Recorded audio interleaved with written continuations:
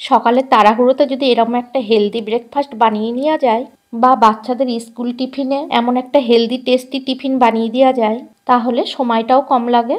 তাই 1 কাপ সুজি আর ঘরে থাকা কিছু উপকরণ দিয়ে হেলদি ব্রেকফাস্ট করে দেখাবো। তোমাদের সাথে আমি রয়েছি পিয়া, আর তোমরা দেখছো পিয়া রান্নাবাটি। আজকের রেসিপি হচ্ছে সুজির প্যানকেক। প্যানকেকটা করার জন্য আমি নিয়ে নিয়েছি 1 কাপ সুজি, আর দিয়ে দেব 1/2 কাপ টক দই, দিয়ে দেব পরিমাণ মতন লবণ, আর দিয়ে দেব সামান্য পরিমাণ গোলমরিচ গুঁড়ো।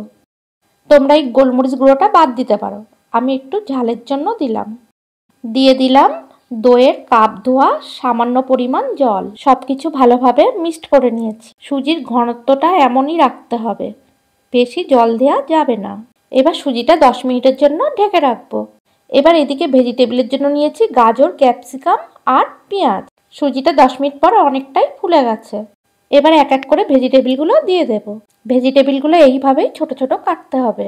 সব কিছু ভেজিটেবল দেওয়ার পর দিয়ে দিলাম 1 মুঠো ধনেপাতা কুচি। তোমরা ঝাল খেলে এখানে কাঁচা লঙ্কা কুচিয়ে দিতে পারো। সবার শেষে দিয়ে দিলাম 1 চামচ বেকিং পাউডার।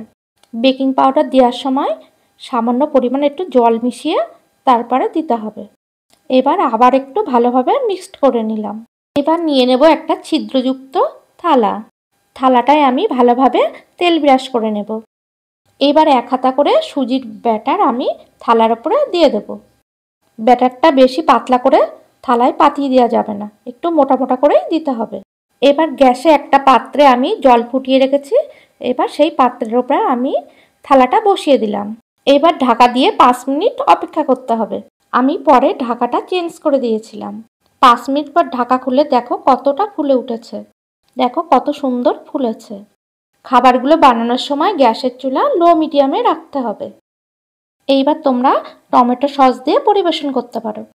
এই খাবারটা এতটাই হেলদি, যারা ডায়েট করছো বা যারা সুগারের পেশেন্ট আছো তারাও এই খাবারটা খেতে পারো। সকালের ব্রেকফাস্টে তোমরা এই খাবারটা সবাই খেতে পারো।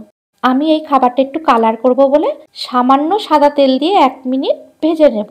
তেলের ওপরে দিয়ে দিলাম সামান্য পরিমাণ সর্ষে আর চিলি ফ্লেক্স, আর একটু কালারের জন্য দিয়ে দিলাম সামান্য পরিমাণ কাশ্মীরি লঙ্কা গুঁড়ো। তোমরা এটা 2 রকম ভাবে পরিবেশন করতে পারো। দেখো খুব সুন্দর হালকা একটা লাল কালার এসছে। একটা ভেঙে দেখিয়ে দিলাম, দেখো ভেতরটা কত জালিদার হয়েছে, কতটা সুন্দর ফুলেছে। তাহলে বন্ধুরা, আমার রেসিপিটি যদি ভালো লাগে একটা লাইক আর ভিডিওটি শেয়ার করে দিও। আর যারা নতুন দেখছো তারা আমার চ্যানেলটি সাবস্ক্রাইব করে বেল আইকনটি বাজিয়ে রেখো।